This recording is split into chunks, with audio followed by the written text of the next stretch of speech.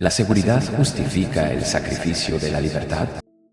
Cuando Edward Snowden filtró documentos que revelaban cómo el gobierno de Estados Unidos espiaba a millones de ciudadanos, se convirtió en un héroe para unos y en un traidor para otros. Para él, el derecho a la privacidad estaba por encima de cualquier justificación estatal.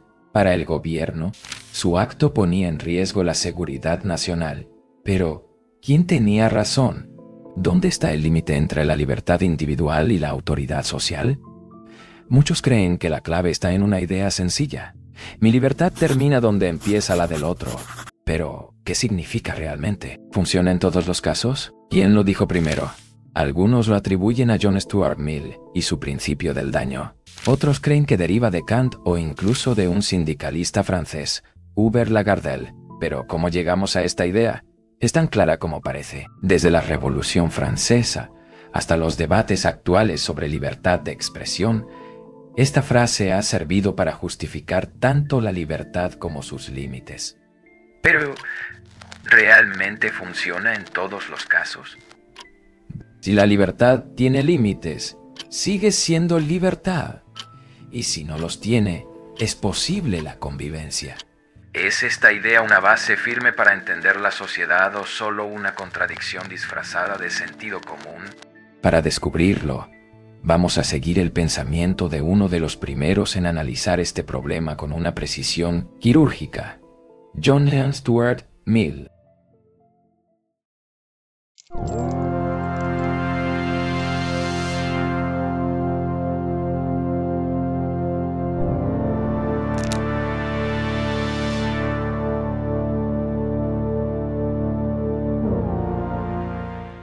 El tema de este ensayo no es el denominado libre albedrío, tan desafortunadamente opuesto a la mal llamada doctrina de la necesidad filosófica, sino la libertad social o civil, la naturaleza y los límites del poder que la sociedad puede ejercer legítimamente sobre el individuo. Con estas palabras comienza On Liberty, una de las obras más influyentes del siglo XIX. John Stuart Mill no solo se plantea la naturaleza de la libertad, sino que advierte sobre un problema que, según él, definiría el futuro.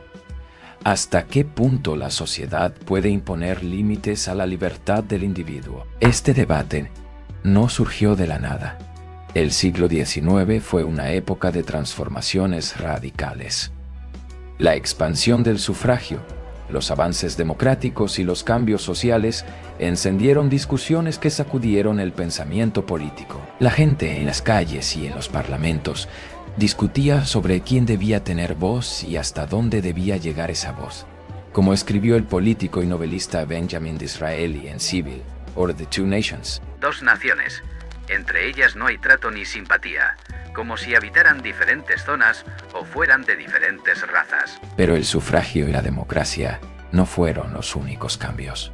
La revolución industrial transformó no solo las fábricas y las ciudades, sino también la mentalidad colectiva. La uniformidad social se intensificó.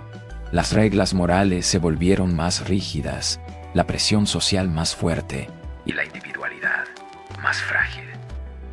En este mundo donde la masa ganaba poder, ¿quedaba algún espacio para el individuo? En este contexto, On Liberty surge como un parteaguas filosófico, enfrentándose tanto a las visiones deterministas que reducían al individuo a su contexto, como a las posturas anárquicas que negaban cualquier forma de autoridad.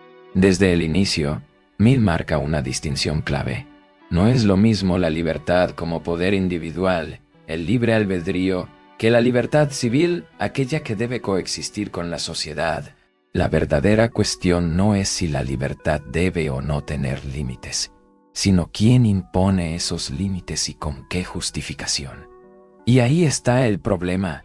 ¿Dónde trazar esa línea? Si la sociedad tiene poder sobre el individuo, ¿hasta qué punto puede ejercerlo sin aplastar la libertad?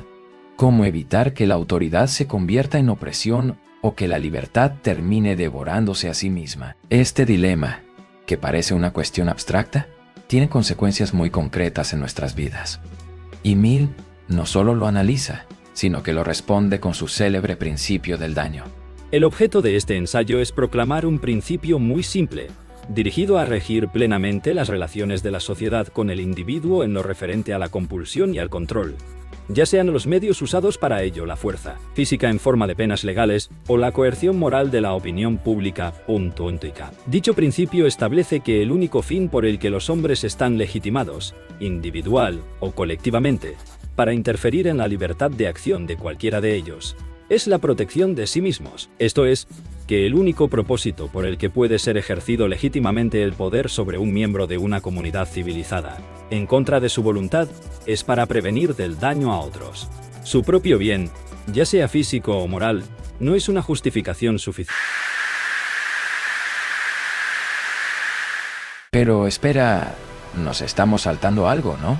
Antes de discutir hasta dónde debe llegar la autoridad, hay una pregunta aún más radical. ¿Por qué la libertad tendría que tener un límite en primer lugar? Si la verdadera libertad es ausencia de restricciones, ¿no es todo lo demás un mero compromiso, una versión diluida de lo que significa ser libre? Y si la convivencia social no es un argumento suficiente para restringir la voluntad individual, y si lo que llamamos libertad civil no es más que una construcción diseñada para mantener el orden, aquí es donde la discusión toma un giro inesperado, porque si seguimos esta línea de pensamiento, quizás no estemos defendiendo la libertad, sino justificando su restricción.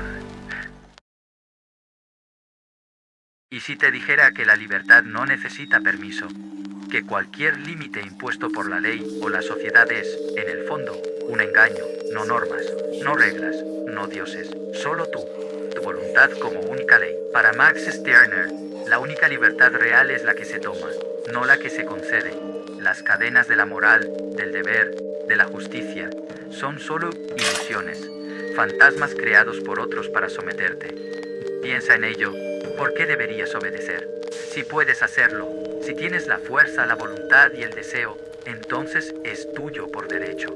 Si tu hambre te lleva a arrebatar el pan de otro, ¿qué te detiene? Si alguien se interpone en tu camino, ¿por qué habrías de detenerte? No importa cuán vil o cruel parezca a los ojos de los demás. Solo hay un juez legítimo, tú mismo. No hay crimen, solo poder. Pero aquí surge una pregunta inquietante. Si la única autoridad legítima es el yo, y cada yo es libre de hacer lo que le plazca, ¿qué ocurre cuando esos deseos chocan?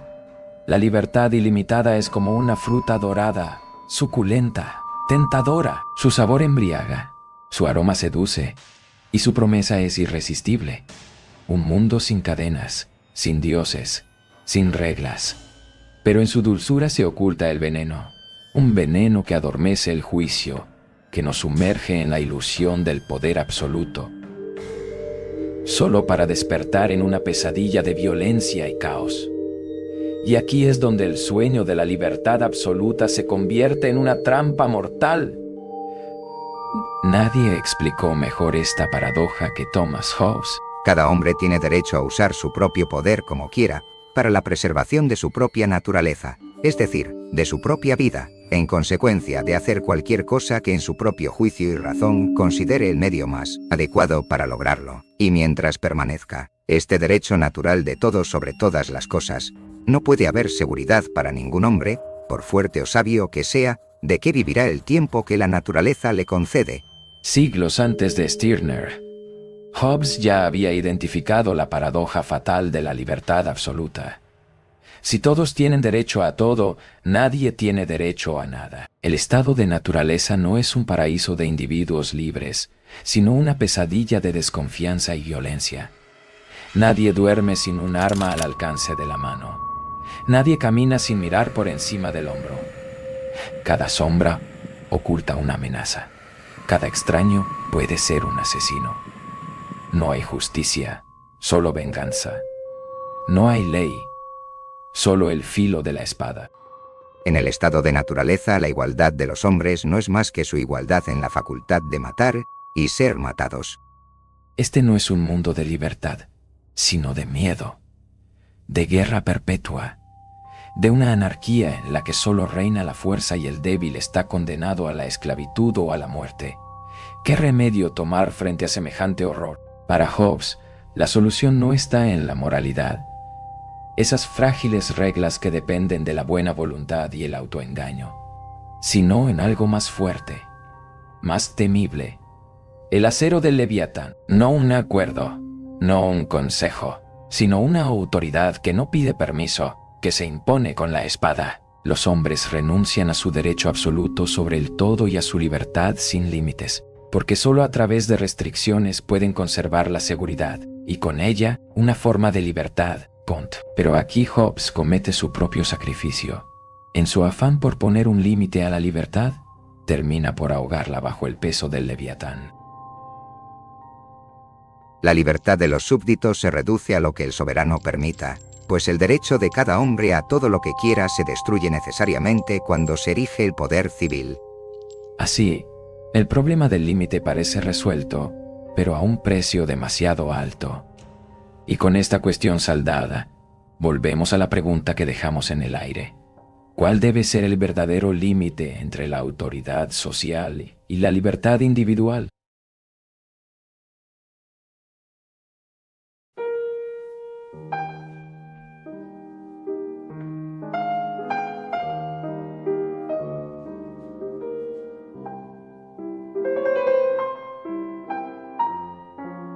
Qué hermosa noche, ¿no? Música sublime, un momento perfecto, la libertad de cada músico, creando algo más grande que ellos mismos. Pero entonces, alguien decide ser libre de otra manera.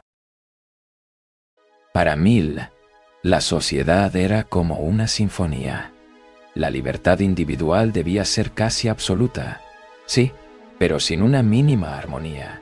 Lo único que quedaba era el caos. Ya hablamos antes de su criterio. La libertad termina cuando empieza el daño a otros. Pero, ¿por qué creía esto?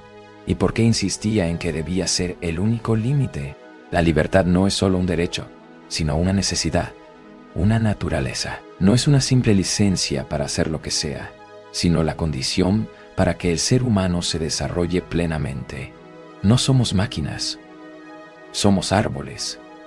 Crecemos, nos expandimos, nos diferenciamos, y el fin último de ese crecimiento es lo que Mill llamaba la individualidad del poder y del desarrollo. Un animal no tiene elección en su modo de vida, un hombre sí. Si se le priva de la posibilidad de elegir, de ejercer su juicio y decidir por sí mismo, se le reduce a la condición de una criatura inferior. La naturaleza humana no es una máquina que se construye según un modelo, y para realizar un trabajo determinado, sino un árbol que necesita crecer y desarrollarse en todas direcciones, según las fuerzas interiores que hacen de él un ser vivo. El fin del hombre es el desarrollo más elevado y armonioso de sus facultades en un todo completo y consistente. El objeto hacia el que todo ser humano debe dirigir incesantemente sus esfuerzos es la individualidad del poder y del desarrollo. Para esto hay dos requisitos: la libertad y la variedad de situaciones. De la unión de ambas surge el vigor individual y la múltiple diversidad, que se combinan en la originalidad. Pero la libertad no solo nos beneficia a nosotros mismos, también impulsa el desarrollo de la sociedad. Es la condición del avance de las ciencias, de la moral, de la humanidad misma. El desarrollo de nuestra individualidad florece en condiciones de libertad y diversidad, pero paradójicamente también es su causa y su potenciador. Un hombre libre, sin la presión del Estado o la masa, puede dejar florecer su pensamiento y con ello contribuir a la humanidad, y más allá de su impacto en el mundo, encuentra un beneficio aún más profundo: la felicidad de vivir según su propia decisión. Su bienestar no radica en que su estilo de vida sea el mejor de manera objetiva, sino en que fue la germinación de su elección. Libertad de pensamiento y libertad de acción parecen ser, bajo estas razones, principios justos a defender. Pero, ¿es esto suficiente? Mill defiende la libertad como una condición esencial para el progreso y la individualidad. Pero, ¿acaso este argumento no encubre un vacío relativismo? Si bien nadie puede hacer uso de su libertad para dañar a otros, ¿no abre este discurso de la diversidad el camino a una sociedad sin límites al daño propio? ¿Qué ocurre en ausencia de una moral o reglas que guíen la vida?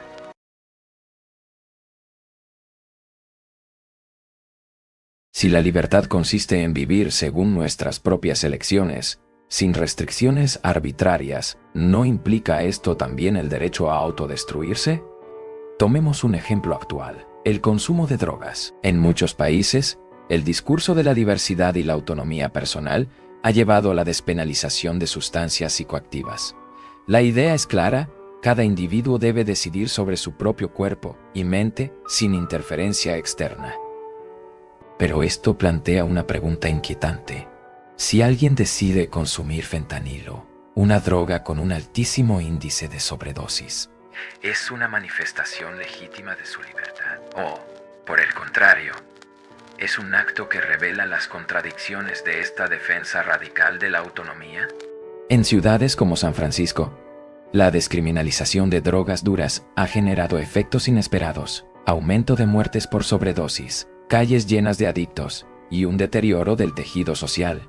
Aquí la libertad de elección no parece haber llevado al progreso, sino al colapso. Por supuesto, hay quienes argumentan que el problema no es la libertad en sí, sino la falta de estructuras que la sostengan: educación, acceso a salud mental, redes de apoyo.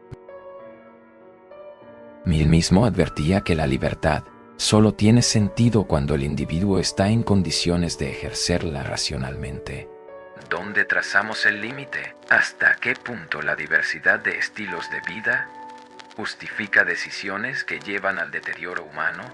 ¿La sociedad tiene el derecho o el deber de intervenir en el daño que alguien se hace a sí mismo? Mill aborda estas cuestiones con un escepticismo meticuloso, avanzando con pies de plomo. No niega la existencia de virtudes, ni que algunas formas de vida sean mejores que otras. Pero, ¿cómo podemos estar seguros de cuáles lo son realmente? ¿Y quién decide qué cuenta como vicio y qué no?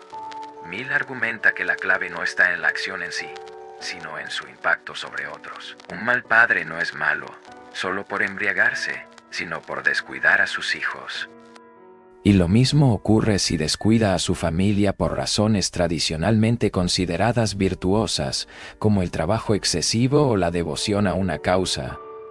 Pero ¿qué pasa cuando un hombre se destruye a sí mismo? En teoría, Mill respondería que, si no daña a nadie más, nadie tiene derecho a intervenir. Pero en la práctica, vivimos en sociedad. Un individuo que se degrada no solo afecta su vida, sino también a quienes lo rodean. Aquí es donde difiero de Mill. Desde mi perspectiva, su argumentación es insuficiente. Mill no distingue entre vicios y actos libres, de esta manera rechazando cualquier moralidad opresiva. Y en eso tiene razón. Sin embargo, su visión del vicio es incompleta. Los vicios no son meras decisiones erradas. Su peligro no radica solo en que puedan llevar al deterioro personal, sino en que erosionan la misma libertad que Mill defiende. Un vicio no es simplemente una acción libremente escogida, sino un proceso que, con el tiempo, doblega la voluntad y anula el raciocinio. Al principio, cada acto fue una elección. Ahora, la elección ya no es suya. Y si sin libertad no hay humanidad, entonces, ¿no es acaso el vicio un enemigo de la libertad misma? ¿No se convierte paradójicamente en una justificación para la intervención? Aún con todo, valoro el punto de vista de Mill. Pese a sus posibles defectos, su escepticismo, aunque peligroso en algunas de sus consecuencias, se encuentra arraigado en una premisa fundamental: la idea de que cada individuo debe usar su propio raciocinio y capacidad intelectual para discernir entre el bien y el mal, entre lo nocivo y lo beneficioso. Mill sugiere que el bien solo es bueno cuando es una elección. No cuando es una elección, no cuando es una repetición ciega de un dogma vacío y carente de significado. En este sentido, su visión de la moralidad se alinea con la de Kant. Para Kant, la verdadera moralidad solo existe cuando el individuo elige racionalmente seguir un principio ético. La autonomía de la voluntad es el único principio de todas las leyes morales y de los deberes que a ellas corresponden. La moral, entonces, no es obedecer reglas impuestas desde fuera, sino actuar conforme a principios que la razón reconoce como universales. Pero, ¿por qué deberíamos seguir este principio? ¿Que acaso no sería mejor imponer el bien, aun cuando sea en contra de la voluntad individual? Si superásemos la frontera de la incertidumbre y el escepticismo, encontrando el bien definitivamente, ¿no sería un deber imponerlo? ¿Qué tan grave sería actuar con el bien, aun cuando éste no se haya elegido? No soy yo. Me estaba portando como un buen chico, pero lo cierto es que no era bueno. Me retorcía y chillaba por dentro, porque tenía que ser bueno, y este bien que me habían metido dentro no era como el bien real.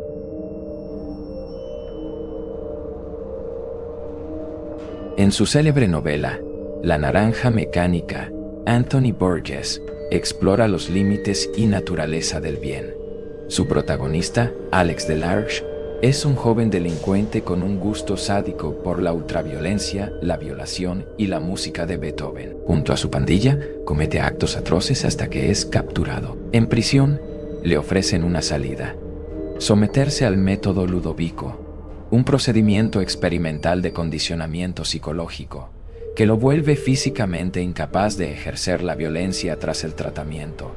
Alex ya no puede hacer daño. Sin embargo, tampoco puede elegir no hacerlo, porque cada intento de agresión o pensamiento inmoral lo hace sentir un dolor insoportable.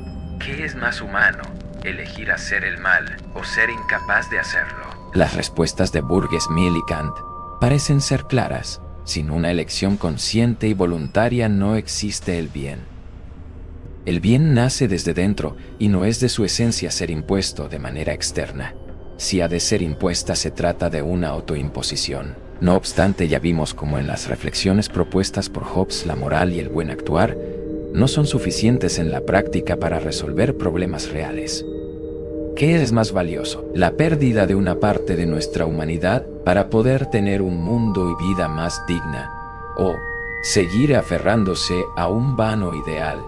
Quizás este sacrificio solo sea la excusa perfecta para un totalitarismo disfrazado del bien mayor. Después de todo, ¿cuántas atrocidades se han cometido en nombre del bien? Y quien no sabe en este punto que el camino al infierno está lleno de buenas intenciones. El problema es complejo y excede este pequeño espacio. En última instancia, la decisión la tomas tú.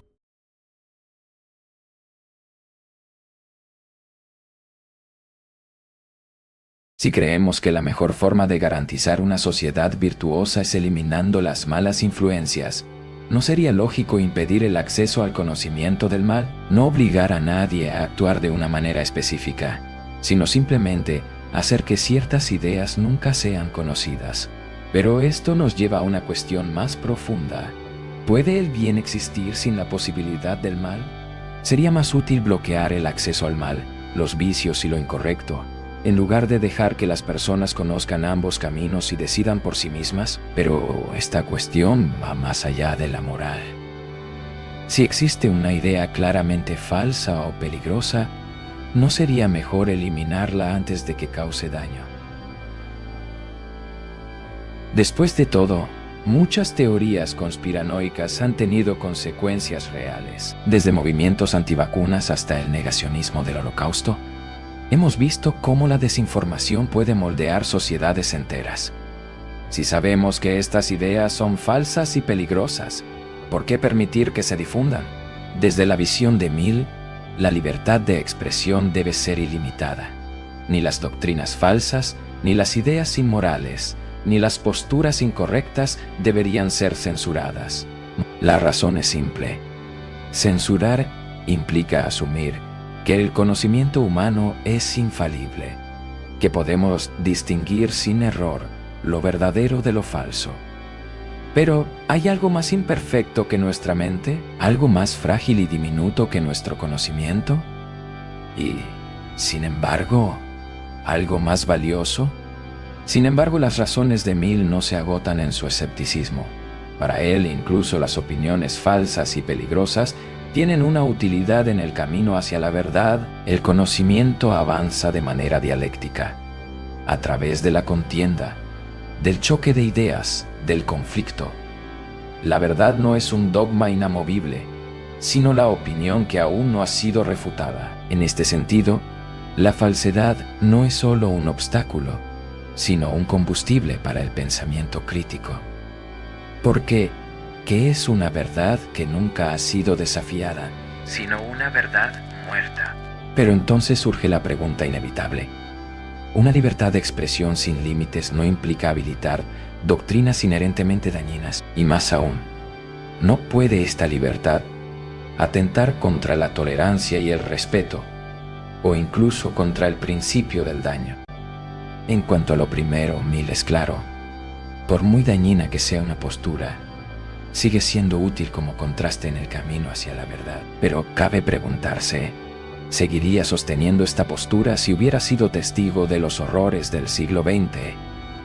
Lo segundo, en cambio, es una cuestión más compleja. Para Mill, tolerancia y respeto no son complementarios. La verdadera tolerancia no se basa en una cortesía vacía, sino en la aceptación de que el otro puede expresar ideas diferentes, aun si no son detestables. El conocimiento avanza con el choque de ideas, y un exceso de respeto hacia las posturas diferentes ralentiza y vacía de contenido los debates. Bajo este principio, la libertad de expresión no tiene límites, excepto cuando deja de ser expresión y se convierte en acción. Incluso las opiniones pierden su inmunidad si se expresan en circunstancias que constituyan una instigación directa a la violencia. Opinar que los comerciantes de grano están matando de hambre a los pobres, o que la propiedad privada es un robo, es algo que no debe impedirse si se trata de una opinión que simplemente circula por la prensa. Pero puede incurrir en justo castigo si se grita ante una multitud enfurecida que está reunida frente a la casa de un comerciante de grano, o si se sostiene en forma de pancarta ante dicha multitud.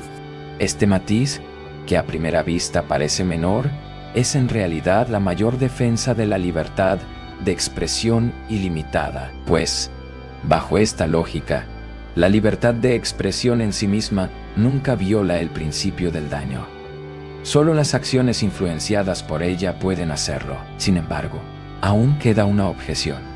¿Un debate sin respeto puede realmente acercarnos a la verdad o solo genera odio y división?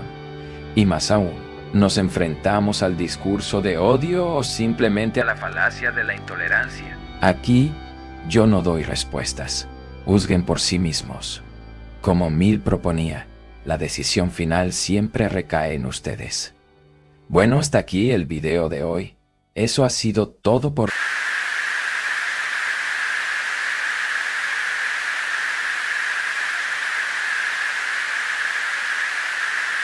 El historiador Alexander Solzhenitsyn relata un episodio inquietante en su obra Archipiélago Gulag.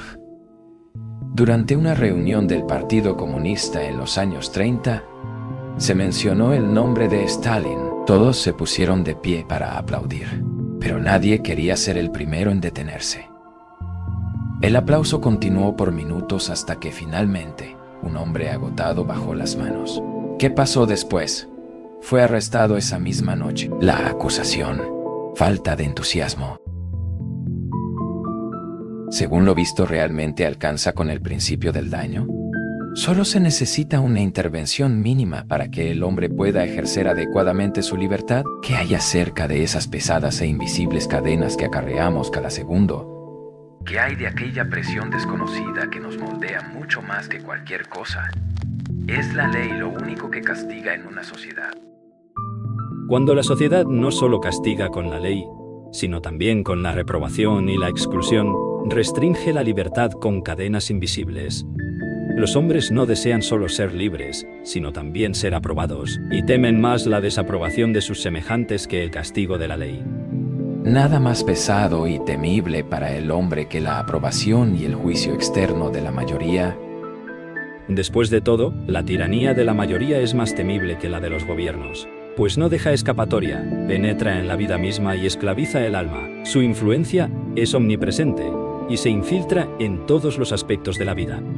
Ante la presión de la invisible masa, ¿es mejor seguir la corriente? ¿Ser como los demás? ¿No? ¡Qué ironía! Intentar ser como los demás es intentar no ser nadie. ¿Qué decides tú?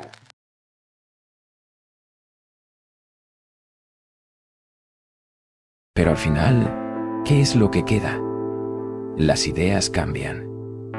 Las masas giran. La historia olvida. Pero hay algo que nunca se detiene.